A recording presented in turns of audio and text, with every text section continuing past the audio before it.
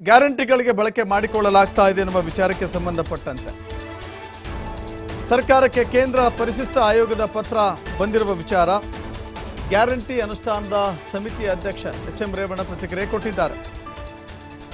ರಾಜ್ಯಕ್ಕೆ ಕೇಂದ್ರ ಪರಿಶಿಷ್ಟ ಆಯೋಗದ ಪತ್ರ ಬಂದಿದೆ, ಆ ಪತ್ರಕ್ಕೆ ನಾವು ಉತ್ತರವನ್ನು ಕೊಡ್ತೇವೆ.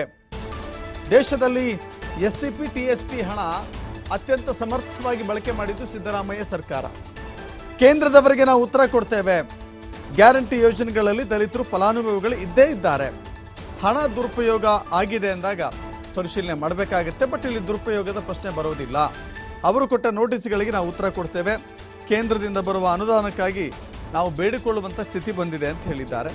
ಸುದ್ದಿಗೋಷ್ಠಿಯಲ್ಲಿ ಮಾಜಿ ಸಚಿವ ಹಾಗೂ ಗ್ಯಾರಂಟಿ ಅನುಷ್ಠಾನ ಸಮಿತಿಯ ಅಧ್ಯಕ್ಷ ಎಚ್.ಎಂ. ರೇವಣ್ಣ ಹೇಳಿದ್ದಾರೆ. ಪರಿಶಿಷ್ಟ ಜಾತಿ ಪಂಗಡದ ಹಣ ಗ್ಯಾರಂಟಿ ಖರ್ಚಾಗ್ತಾ ಇರೋದಕ್ಕೆ ಇದಕ್ಕೆಲ್ಲ ನೋಟಿಸ್ ಬಂದಿರ್ತಕ್ಕಂಥ ನೋಟಿಸ್ ಬಂದಿರೋದು ಬೇರೆ.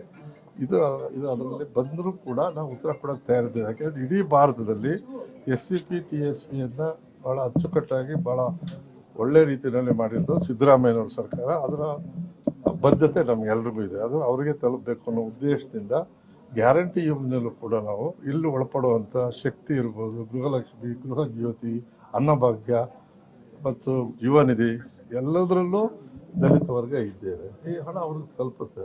ಹಣ ದುರುಪಯೋಗ ಆದಾಗ ಮಾತ್ರ ನಾವು ಕ್ವಶನ್ ಆ ನೋಟಿಸ್ಗೆ ಸಮರ್ಥವಾಗಿ ಸರ್ಕಾರ ಉತ್ತರ ಕೊಟ್ಟೇ ಕೊಡ್ತೀವಿ. ನಾವು ಯಾವತ್ತೂ ಕೂಡ ಸುಪ್ರೀಂ ಕೋರ್ಟ್ ಆರ್ಡರ್ ತಗೊಂಡು ಉತ್ತರ ಕೊಡಲ್ಲ.